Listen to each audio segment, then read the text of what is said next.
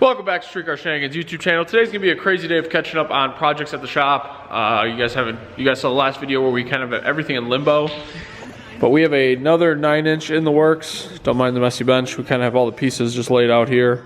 Matt got all like the doublers done on the upper control arm locations, wishbone brackets, lower control arm pockets. Everything is welded up and ready to be pretty much assembled. So now I'm holding up the process. The center section is done. I'll show you guys some more detail on how this gets assembled. So it's in individual pieces with 1, 2, 3, 4, 5, 6, 7, 8, 9 brakes, 10 really. So it's super strong. 1/8 inch material, chromoly. It has inner bulkheads, outer bulkheads that are out of 3/16. So that's what the inside shell looks like once Matt welds that up and takes it out of that jig. And then it's got a 1/4 inch faceplate that goes on the front of it, and that's what kind of seals that up, and the axle tubes come in. You guys will see all that come together on this video and the next video where we'll be making this mocked up. And we'll also be getting the notch here pretty soon so we can mock it up into a Foxbody and make sure that we have proper upper and lower control arm lengths for multiple different ride height geometries. We want to make sure that we really have this nailed down before we start cranking out a lot of these 9 inches, which is really our goal for the spring. So that's in the works there. Dan is cranking on the turbo car. I got the intake manifold on it last night. Now he's working on buttoning up all the vacuum stuff and just all the little odds and ends. We have alternator wiring, turbo feed and return, intercooler piping is TBD. Gotta get the computer in it. Got the battery in it, so we gotta finish up kind of the power starter wires, the alternator charging wires, and then tie it all up so it looks nice. Chris actually got his interior mostly back in, aside from the front seats. We're not gonna put those in until we're done officially wiring. But it's starting to look pretty nice, which is not something that I've really said about this car before. Saw all the gauges we put in it. Pretty cool. Turns out the intercooler is much higher than what On3 designed the kit to be. We like it right there a lot. It looks really good. It's got a ton of clearance everywhere. But it does sit probably 3 inches higher or 4 inches higher than design. So they really want it to be the lowest point. So it just barely pokes in the lower grill, and you can see it through the upper grill now because we have it high. But we did have to trim the headlight buckets to fit the intercooler. Nothing crazy. All right, so that's what we're doing today. We're gonna run to ASSC. I'm gonna borrow Larry's lathe, get these pieces cleaned up, ready for assembly, and then come back and get the Lightning started because the push rod showed up for that. So we're gonna get that done today as well. Whew, it's gonna be a big day, huh, Dan? Oh yeah. So close to getting this one done. So close, but I don't want to say so far because we're not so far. But neither of these feel like they want to leave. Yeah. They are living here. All right, so we only got a couple hours left in the day and we have not gotten enough work done, so we're gonna be hustling for the next couple hours. But I wanna show you the 9-inch, what it looks like so far. Matt just got it jigged up, ready to start tacking it together. Once again, these axle tubes are 3.5 inch, 1/4 inch thickness. I mean, they're huge, they're massive. Everything else is ready to go. This is our table jig to do this. It's pretty nice. Can rotate it over. You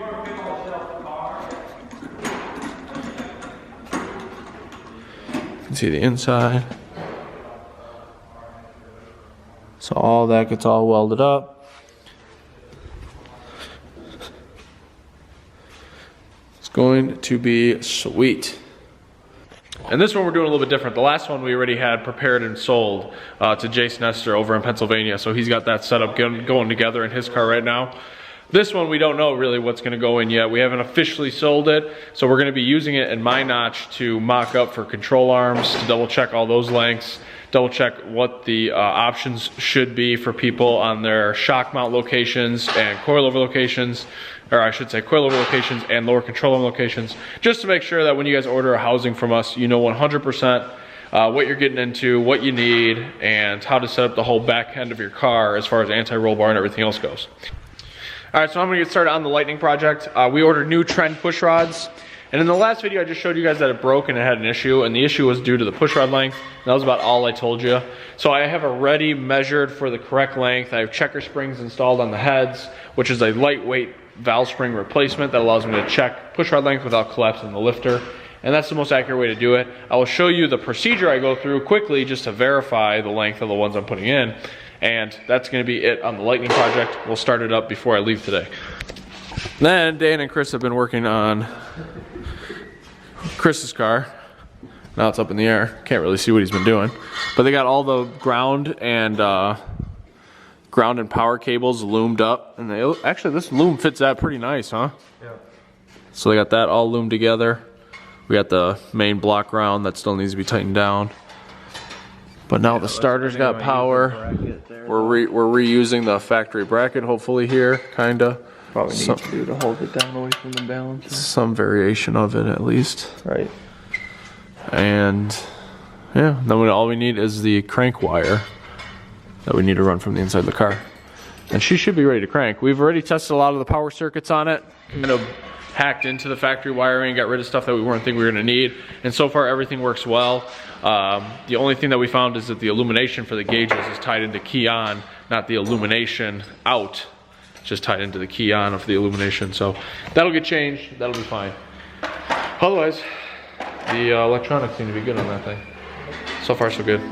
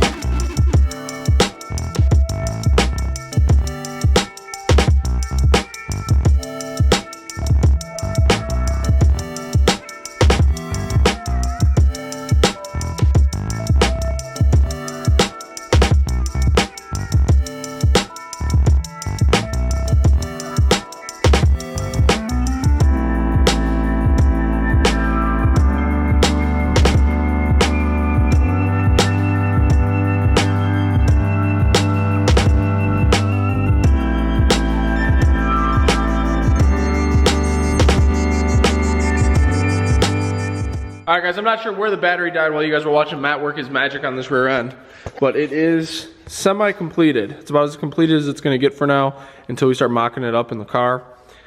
But it is fantastic. Let me turn this up, maybe you guys can see.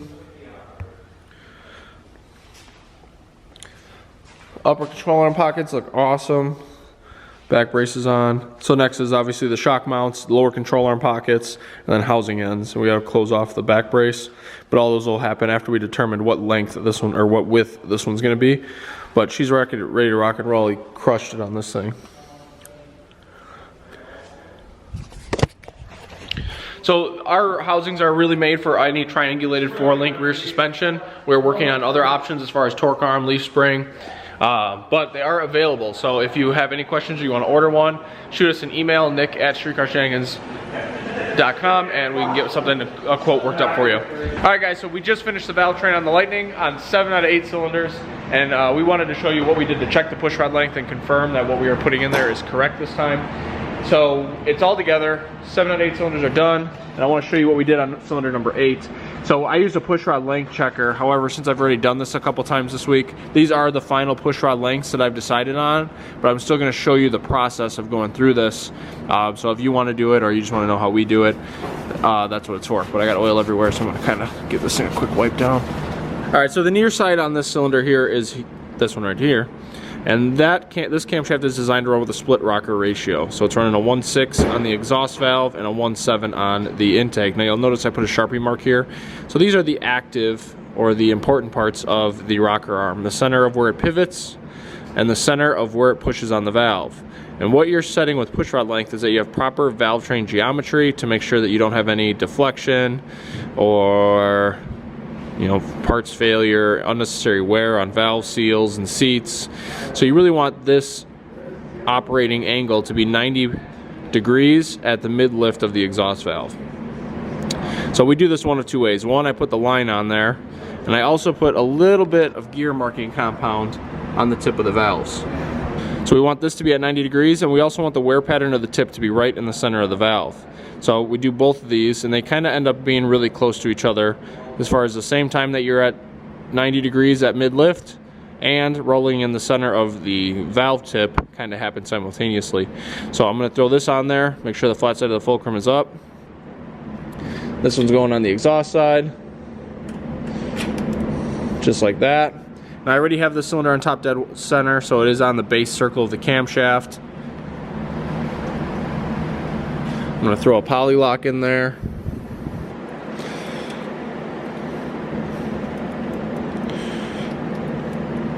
And since hydraulic lifters do have a lash adjustment, I kind of just set it at 0, so when it's snug, I just give it a little bit more.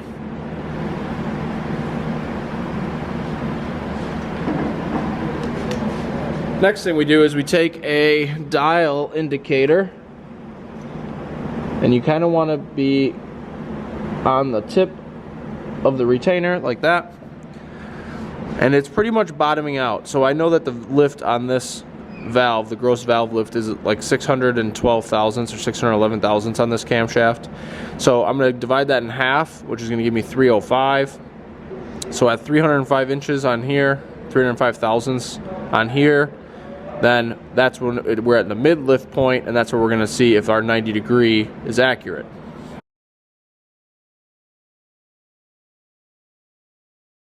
You'll see our rocker arm starting to compress. Now we're about mid lift, and what we're looking for is that angle between that working angle and that valve is 90, which, looking at it, you guys can see that that's pretty darn close. So now I'm going to rotate the engine past all the way through one whole thing, and then we'll take the rocker arm off, look at the center of the valve, and we'll see that it's rolling pretty close to the center there with a real short sweep, and we're going to call that desirable. Then what I would do if I was still measuring is that if the roller tip is towards the inside of the intake valve, then I will lengthen the push rod and vice versa, making sure that I'm trying to get to this 90 and also riding on the center. Might be hard to see on the camera. Let's see if we can get the focus to work. There. You can kind of see it. Oh, there we go. And you'll see that that mark is like right smack dab in the middle, and real tight sweep. It's perfect. So that's a sloppy way to show you how we did it. Obviously, we kind of spent a lot more time setting up the micrometer, making sure it operated smoothly and was parallel with the valve and all that fun stuff. But since that was kind of a moment where we really wanted to focus on getting it 100% accurate, we didn't record. So I just want to kind of show you guys how it works. Now I'm going to use my fancy LSM valve spring tool, pop these checker springs off, put the valve springs back on, run some oil pressure into the lifters, and set this last set of valves. Now with Morel lifters, they want about roughly 5/8 of a turn of preload on the poly lock from when it starts to touch. Lock it down, and then you'll be good to go. So I have everything else done. I'm gonna do that, get the valve covers on. We'll be ready to start this thing in the next hour. It's the LSM valve spring tool. I think I showed you guys previously, but it also works on the car really well. So they give you a fancy handle, but I just use a 7/16 on a ratchet. I already changed these out.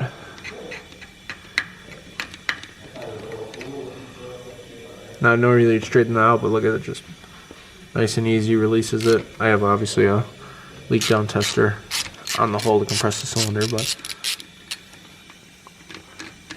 super convenient, super awesome, worth every penny. So we're all set. Gonna set valve lash on this cylinder, and we're all done. Yeah, I know. All right, guys, we are gonna go pick up one shop vehicle and give you an update on the other projects.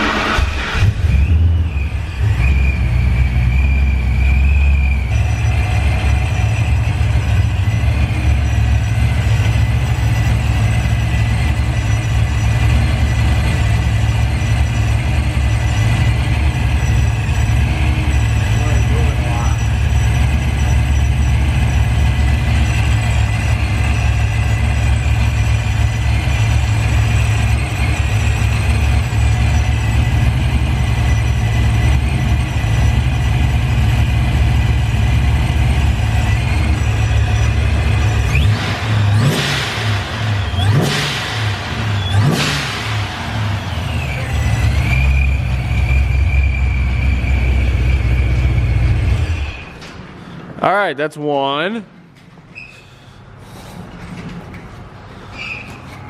Yeah, I started through the window, otherwise it doesn't count. Oh, you don't have the handbrake on.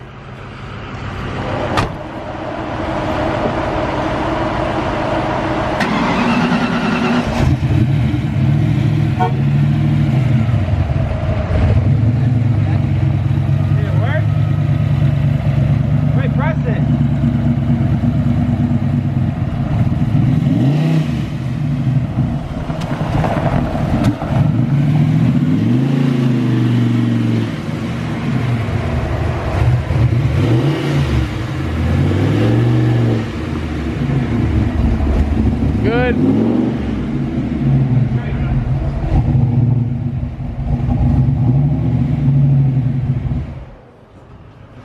Two. Lights, camera.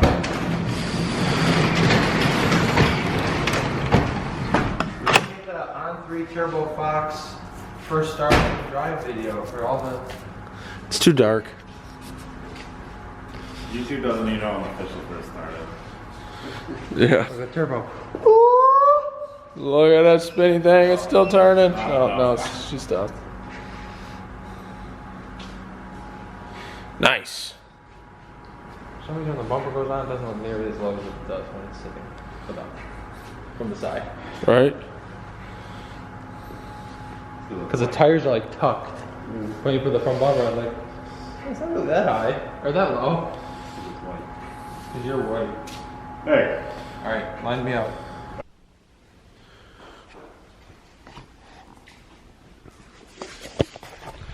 All right, guys, so you saw our antics this week. Pretty much wrap up video, or I just want to wrap up the video with you guys, show you what we've been doing all week. We got the Turbo Fox running, we got the Lightning running, got the rocker arm fixed. Both of them start without throttle input.